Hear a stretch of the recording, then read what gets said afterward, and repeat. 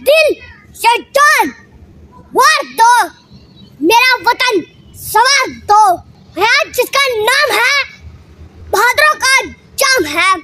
मुअज़्ज़िज़ समीन और हाज़िने महफिल, अस्सलाम वालेकुम।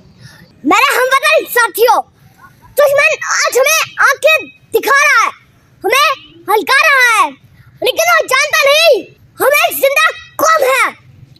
हमने लाखों जाने कुर्बान करके ये वतन हासिल किया। यहाँ की एक इंच जमीन पे भी कोई खराज नहीं आने देंगे। हम आज अहद करते हैं वतन की आन बान और शान पर कोई समझौता नहीं करेंगे। मैं अपने ख्वाब से कट के जीऊं तो मेरा खुदा दे मेरी मट्टी को दरबदर कर दे। अल्लाह पाक से दुआ है हमारा वतन हर शर से सलामत रहे, इसे अमन और सलामती का गहवारा बनाए और दुश्मनों पर गलबा अता फरमा। पाकिस्तान जिंदाबाद। शुक्रिया। अस्सलाम।